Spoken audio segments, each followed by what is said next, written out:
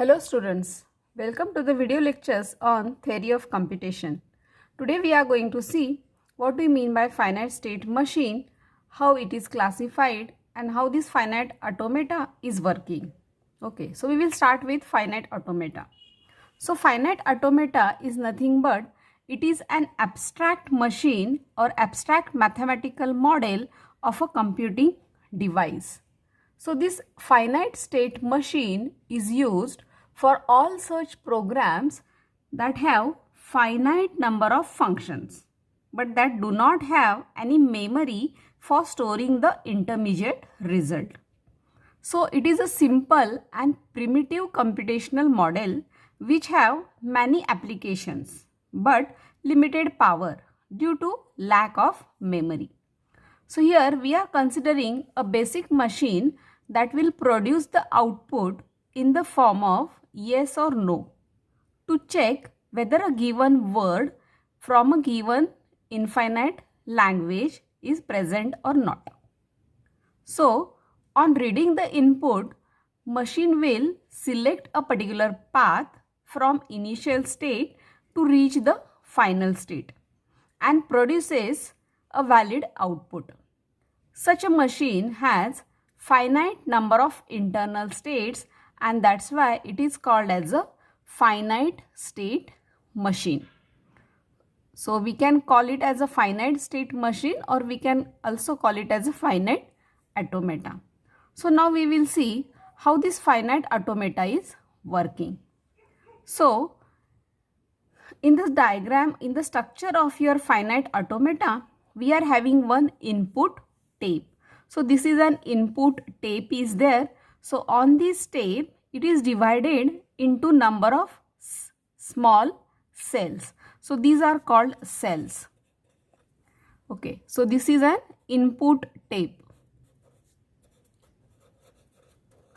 So on this input tape, whatever the string which we want to give as an input for our finite automata, so that will be placed in these cells.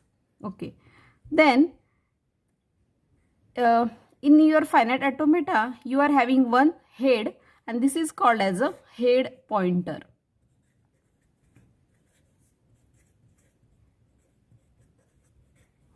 And this head pointer will point to the input tape and it will read the content which is present in that cell. After reading one character from your cell, this head pointer will move to the next character. And in this way, this head pointer will move one character at a time and it will move to the right direction. So in this way, your head pointer is moving from left hand side to right hand side. So your head pointer will move in this particular direction. Then this is your finite control. Okay, so in that finite control, what you are having? So you are having number of state. For example, suppose you are having Q0, Q1, Q2, Q3 and Q4. So there may be number of state may be there. Again, these number of states are finite. Okay, these are finite states are there. In this state, some of the states may be final state. For example, suppose we are assuming that this is a final state. Okay, so your machine will move in these different state after reading the input. So your machine will change the state. Your machine will change the state after reading one character. Means it is in some particular state and it will read one character and based on that input character, it will change the state from one state to another state. And this is how your machine is working. Means your machine is in some particular state. So in that particular state, it will read one character by using this head pointer. So initially your head pointer is pointed to the first character. And in this input tape, whatever the other cells are there, so after placing this input string, whatever the other cells are there, so all these cells are blank. Okay. So your machine is in some particular state. It will read some particular character which is present on input tape and based on this input character and whatever the state it is present, so based on these two things, it will change the state from one state to another state, and it will move its head pointer to the next character. And this is how the working of your finite state automata is there. Okay. So now next we will see the classification of this finite automata.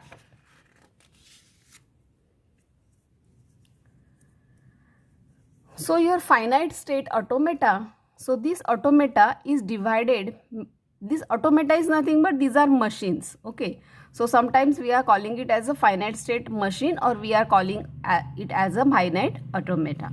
So this finite automata is divided mainly into two different types. So one is finite automata with output, and this is without output. This is finite automata without output.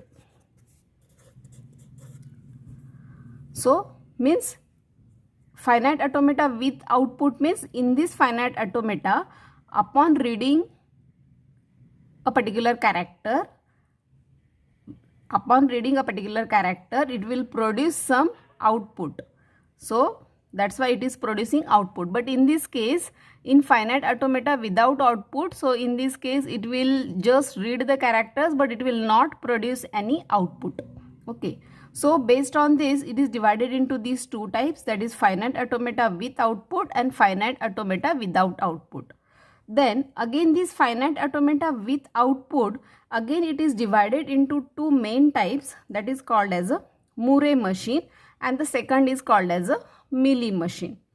So these both are the machines which are having output.